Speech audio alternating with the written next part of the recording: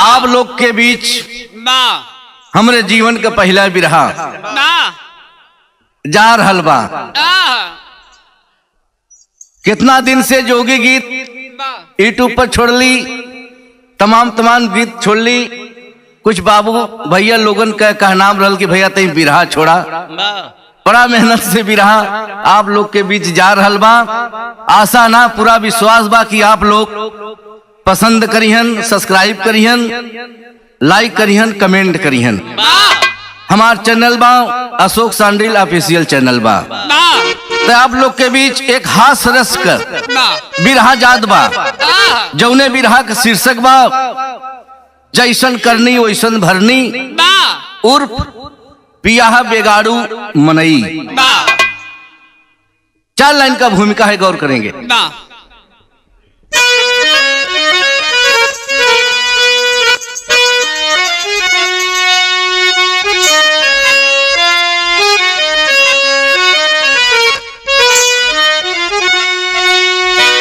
मनई कतन के मनई के देख जरे,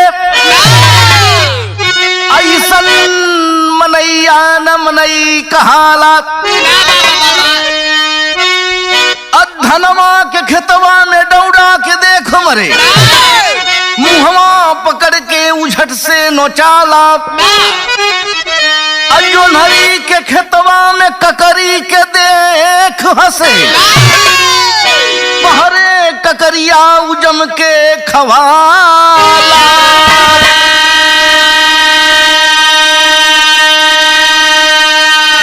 अरे कविवर रतन लाल गीतिया के लिख हंसे, ऐसन गीतिया की सुन के हंसाला हो राम।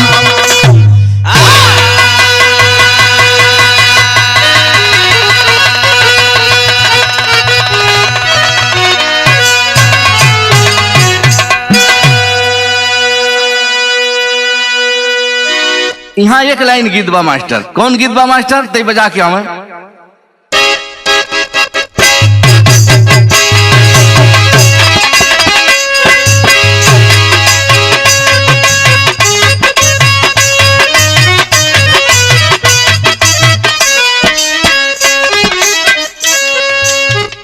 वह गीत बा का, अरे तुम तो ठहरे, अरे तुम तो ठहरे परदेसी,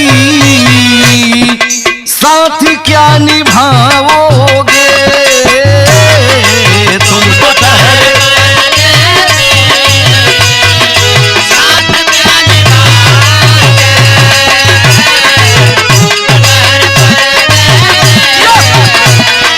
साथ क्या निभाओगे। अरे तुम तो ठहरे परदेसी, साथ क्या निभाओगे।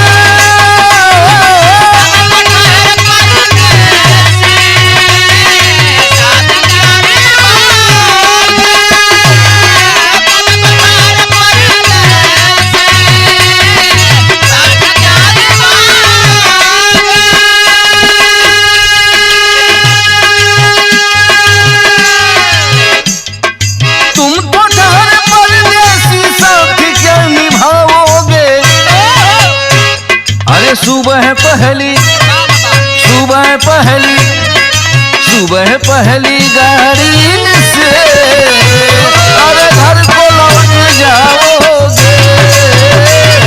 सुबह पहली गाड़ी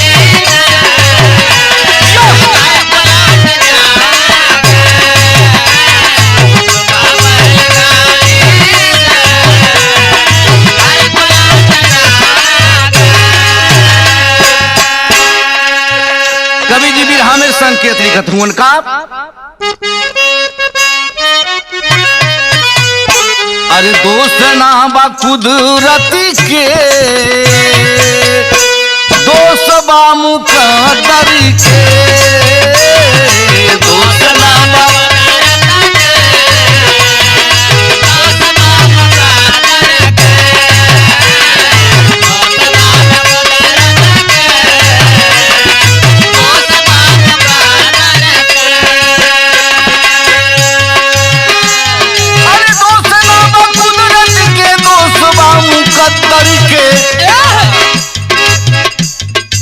केकर दोष बा।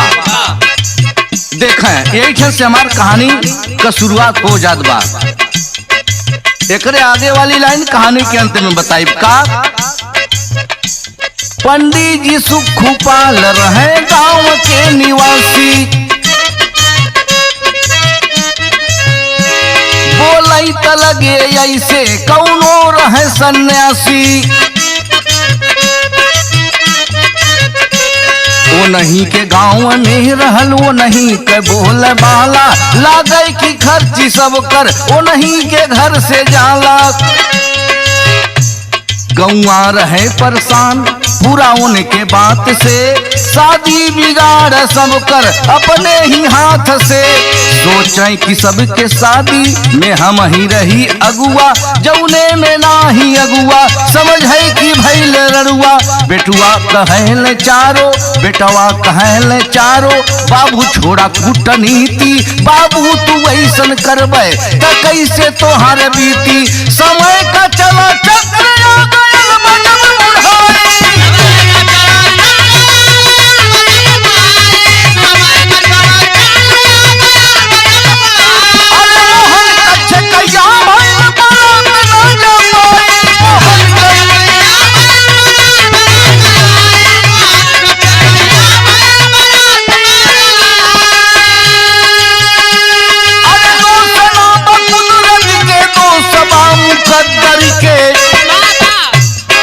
आदमी बने दाता, जब आदमी बने दाता, मालूम राजना छछुन्नर के। आदमी बने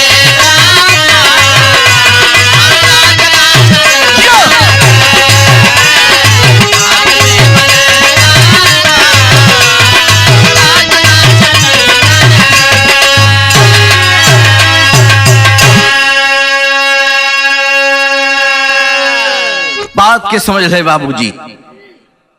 गांव के पंडित जी उनके अगुवाई से यदि बियाह होत हो तो ठीक बा, और ना ही यदि दूसरे के अगुवाई से बियाह होत बा तो समझ ले बियाह बिगाड़ दे।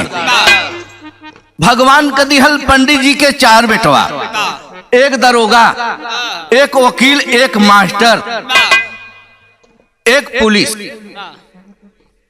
चारों बेटवा आपस में मिलके कहलन ये भैया गांव में बाबूजी का बड़ा बुराई सुने के मिलत, अब बाबू अपने बाती से बाज ही है ना।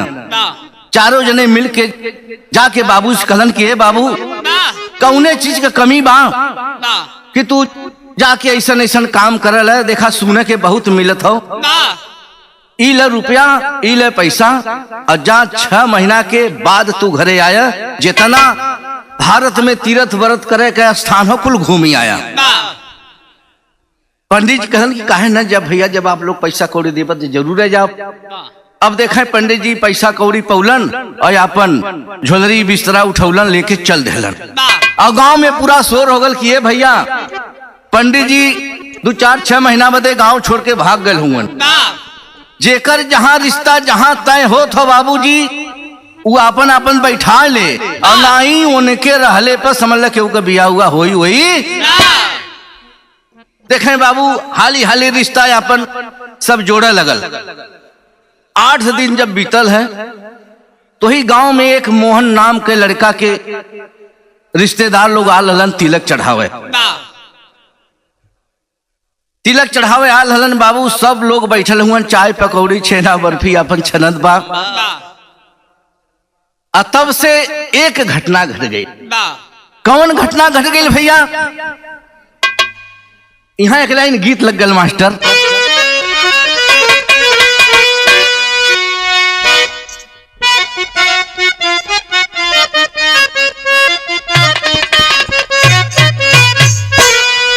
गीत बा, अरे फेंक देहला थारिया अबलम जी गैल झरिया पहुँचल किनार। उठे दिल में लहरिया पहुँचले कि ना। ये तो गीत हो, लेकिन ये गीत से बढ़िया कवि जी भाव लिखले हुए का। अरे पंडित जी बोलई हो लगल, पंडित जी बोलई हो लगल, आई के बचनिया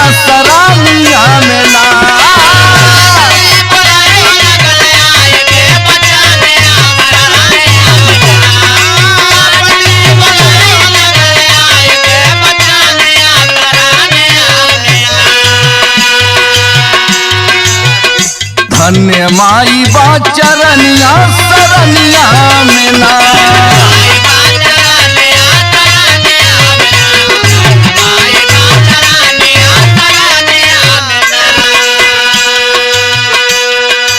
यह घटना घट गई भैया बाहरे भगवान 6 महीना के कह 1 महीना के कह 8वें दिन मोहन के घरे मेहमान आल हुन बैठल हुन ओ बचवा का तिलक चढ़ जात हो तब से पंडित जी आ गईलन। पंडित जी आ गईलन धन्य हो माई धन्य हो डीह बाबा सबकर गुण गाव लगलन। वही मेहमान में से बाबूजी एक खे चिन्हत रहले पंडित जी के कि ई पंडित ही गांव कहन कहे का बात बा गुरुजी आज बड़ा देवी देवता के मनावत है। कहे बेटा तू ना जानता कहे नहीं बतावत हुन का। अरे मोहन के मिर्गी आवत रहल बड़े दिन से माई का महिमा ठीक भयल 3 दिन से। कहे जौने बेटवा गया हुआ तिलक पर अच्छा चढ़ावे छोड़ कर रहल तब से मिर्गी आवत रहल लेकिन माई का महिमा बाहरे भगवान कि आज 3 दिन से एकर मिर्गी आई बंद बा। अब बियाह हो जाई मेहरारू आ जाई तो खुशियां न बा। अरे सुनत बचनिया जैसे पड़ी गयल मरानिया सरानिया में ना।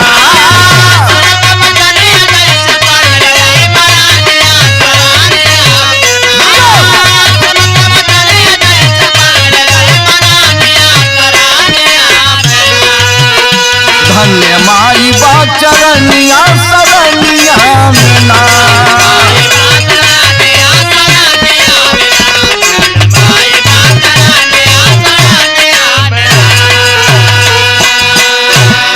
ए बाबूजी इतनी बात सुन के जितनी रिश्तेदार आलन बाबूजी पारिक पारा सब उठ के कौनो कौनो बहाना लगाए के आधा घंटा के अंदर सब भाग गल।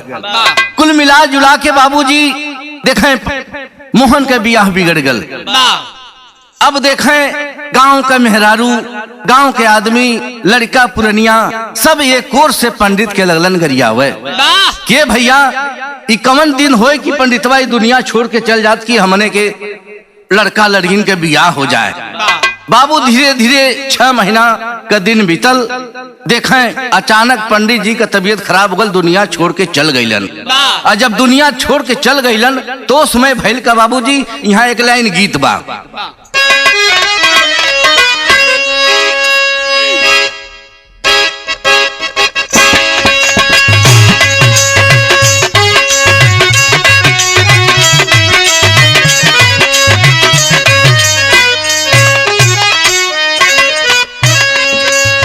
गीत बा पवल की ना हो अंतर देश लिफाफा समझब की ना।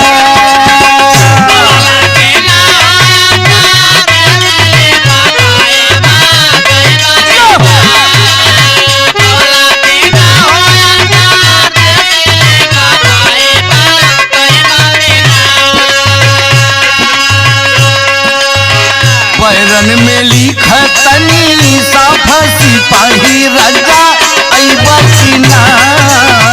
पैरन में लिखतनी साफ सिपाही राजा अइबा की ना।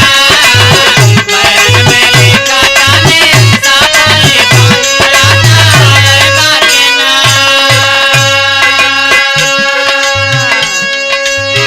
पंडित जी छोड़ जब गईला जहनवा सबही खुशी भयल।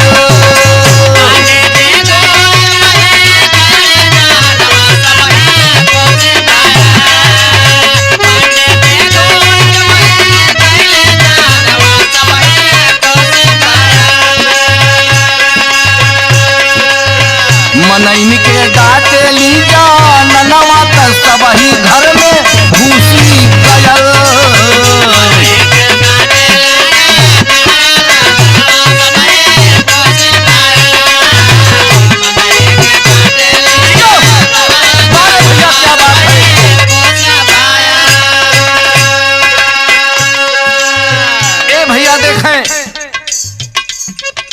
अन्हरिया में पंडित जी दम तोड़ धलन। 6-7 बजते बजते पूरा गांव में शोर हो गया कि पंडित जी दुनिया छोड़ के चल गईलन। गांव के आदमी कहे तनी पंडित जी मर गए हुए, तनी चली उनकर दुआर कही आई। उनके दुआरे घरे में का मेहरारू पीछे से कालर पकड़ के ढकेल नहीं घरे में। कहा वही पंडितवा के चलते लड़का का बियाह नहीं भैल, लड़की का बियाह नहीं भैल, आजाद हुए होकर दुआर करे, कभी नहीं जाने दूंगी। बाबू देखें यह हाल सब कर रहल। शाम हो गए, पंडित जी का लड़का कहलन कि शाम हो गल, गांव में इतना बड़ा गांव, कहो केहू आयल नहीं हमरे दुआरे। तो तीनों भाई में से एक जने गांव में चल गईलन कि तनी चली 2-4 लोग के बुला लिया। जब अलन गांव में तो कहलन का, अरे पंडित जी का लड़का कहे, पंडित जी का लड़का कहे चाचा कहाँ गई।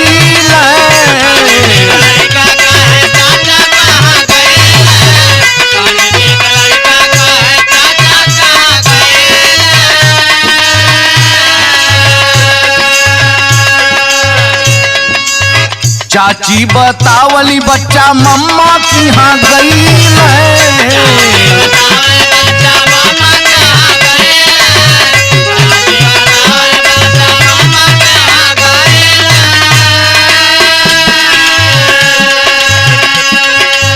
सबही बतावई अपन बहनमा, सबही खुशी भयल।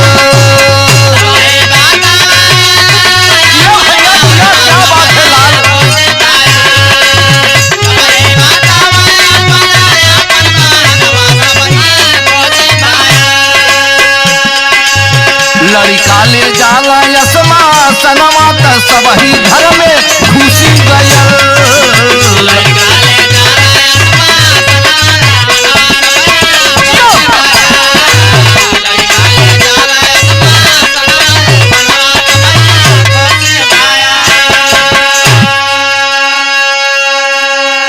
बाबूजी पंडित जी का लड़का कहे ये चाची, अरे बाबू सब रही का मरल हुन, क्यों दुआरे आल नहीं। चच्चा कहाँ गईलन, कहे बच्ची तो मम्मा की हन गईलन।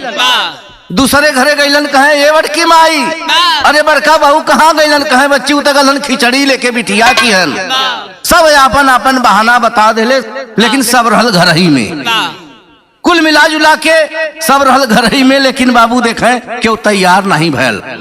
ओकरे बाद भैल का लड़का विचार कलन कि ए बाबू जब क्यों नहीं बा तो कितना समय ले बाबूजी के लाश के रखबा। ऐसा करा कि चारों जने हमने है और इन्हें पूरा सिस्टम से बांध उन के और लेके चला हमने बनारस, कोनो दूर ना हो।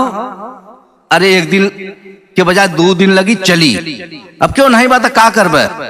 तब बाबूजी देखें लड़का चारों अपने पिताजी का लाश उठौना न लेके चल दिलन। तब भैल का यहाँ एक लाइन गीत लगल मास्टर।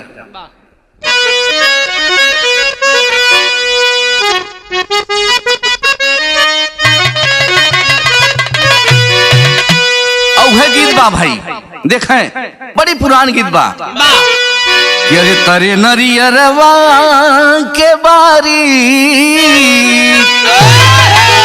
अरे तरे नरियरवा के बारी, ऊपर श्याम गेना लगाई दा।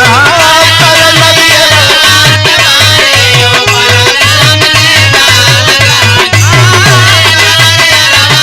बारी, ऊपर श्याम गेना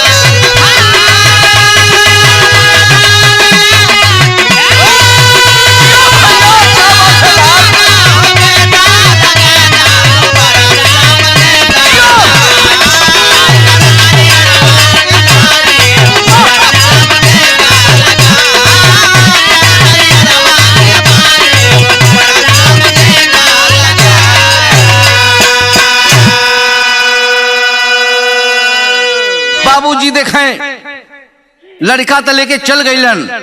जब ठीक आधी रात जब बीतल है तब भइल का कि अरे धीरे धीरे रात गईली आई, अरे धीरे धीरे रात गईली आई, कहाँ है भैया या बना डोलाई।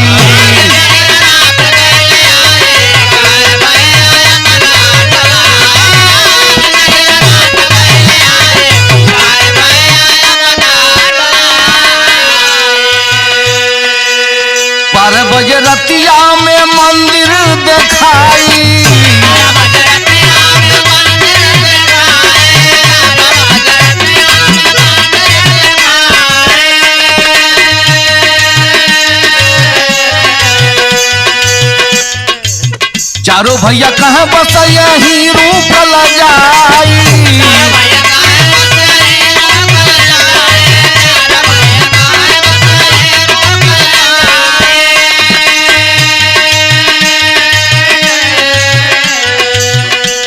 अरे सुत गई मुहवा के बाई कहाँ भैया अब ना डोलाई।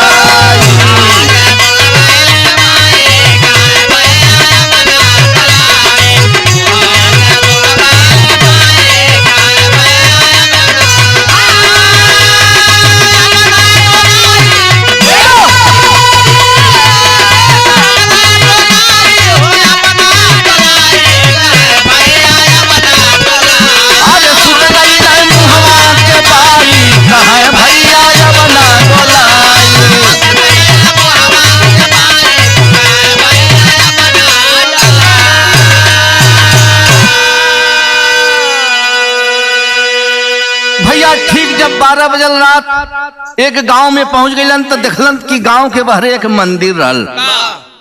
तो चारों आपस में विचार कलन कि भैया देखा थकाई आगल हो, अब ये समय 12 बजत बा, ऐसा करा के यही चबूतरा के नीचे बाबूजी का लाश रख के यही चबूतरा पर हमने सोवल जाए, जब भोरहरिया हुई तो लेके चलल जाए। वो समय बाबूजी एक घटना और घट गई।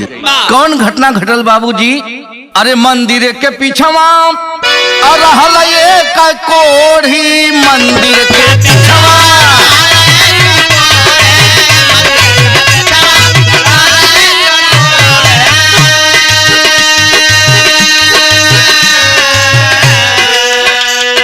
छुपके से आके उलसिया के छोड़ी।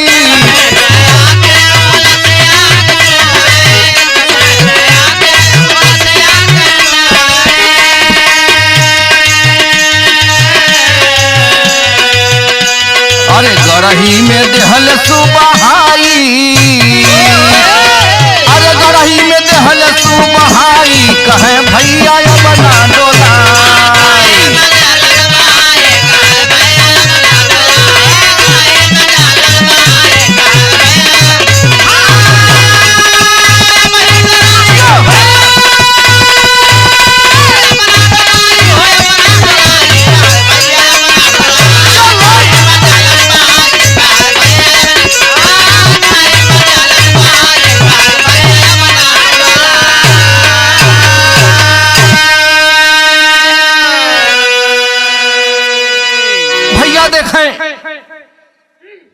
एक घटना और घट गल। उ घटना का रहल कि वही मंदिर के पीछे बाबू बहुत दिन से एक कोढ़ी रहत रहल, ओकर पेट ना भरत रहल। बहुत जने से कहले कि भैया हमार शहर बनारस पहुंचा देता तो कम से कम हमार पेट तो भरत, क्यों सुनलेस ना। और जब रात के 12 बजे जब उलास देखले बा तो कोढ़िया समझ गल बा कि भैया जब जाई इलाज तो बनारस से जाई, अब ऐसा मौका हमके मिली उली अंगुरी फंगुरी तो झरी गल, दांते दांते कैसा भी काट पीट के वही बगले में गढ़ही रहल, लाते लाते वो पंडित के वही गढ़ही में ढकेल देले और जाके वही टैक्सी पर सुध गए।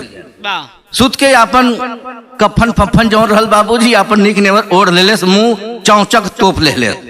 जब लड़कन का नींद खुलल तो कहलन कि भैया अरे चला चला जल्दी, नहीं तो बड़ी बवाल हो जाए, गांव के मनई मर मैदान करे है। तो देखिए कि मंदिर के लगे लाश सुतौले हुआ तो गोढ़वा लोटा खींच के मरी है, बहुत जल्दी यहाँ से चला। आनंद फानन ने भैया जब लाश के लगे जब ऐना लड़का देखा था तो कहीं कैसन छूटल हो लसिया भैया, अरे कहे कुकुर सुकुर नचले पचले हैं यार, छोड़ा जैसे बा वैसे बांध के न ले चला। बाबू गौर ना कैलन कि मन के बा, तुरंत आनंद फानन में लपेट के बाबूजी के चल देलन। तब भइल का, अरे लड़कन का नींद खुलल लसिया उठाई, लड़कन का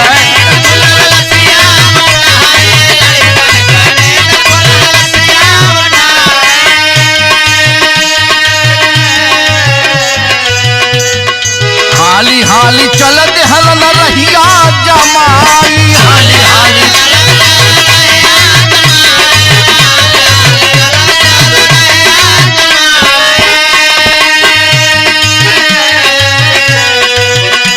अरे दिखती में कोढ़िया कहे भैया या बना डोला।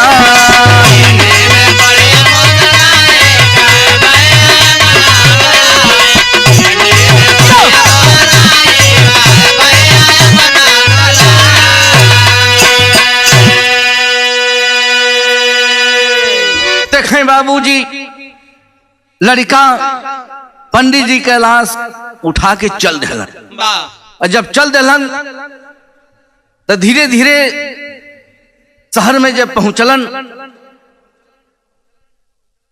तो वहां देखा था तक कऊ लाश सब राम राम सत्य हो, राम राम सत्य हो। कोढ़िया मुस्कियात बा कि जय हो भगवान, कौन वो जमाने का अच्छा काम कैले रहे कि आज हम बनारस पहुंच गए। मुस्कियात बा उस समय यहाँ एक लाइन गीत लग गल मास्टर, देखा औहे गीत बा कि कौनो दुल्हन अपने दुल्हा से रूठ के नैहरे चल गईली, नैहरे चल गईलीन। अब टुकुर टुकुर देखत हवन कि कब बहरे निकले, कब बहरे निकले। समरूपाल भैया तो ही ना बताए रहला, देखा कब बहरे निकले। वो दुल्हन निकलल पानी काढ़े बदे। अब समरूपाल भैया की नहीं आदमी रहल, गैल कहे का हो, अरे चलबू कि ना। दुल्हन बतावत हो, का बतावत हो, उगा गीत बा मास्टर।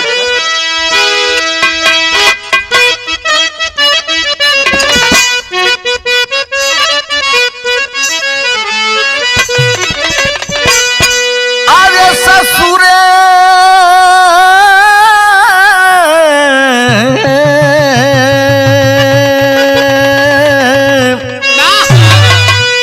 ससुरे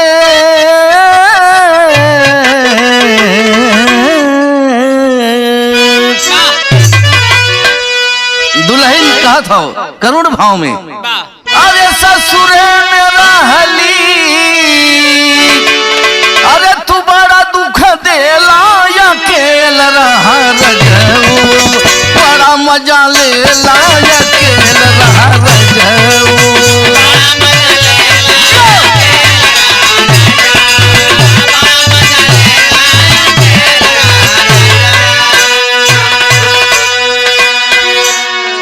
अरे लसिया के लेके पहुंचे, लसिया के लेके पहुंचे गंगा के किनारा, गुमान करई कोढ़िया, अरे गुमान करई कोढ़िया, गंगा के किनारा गुमान करे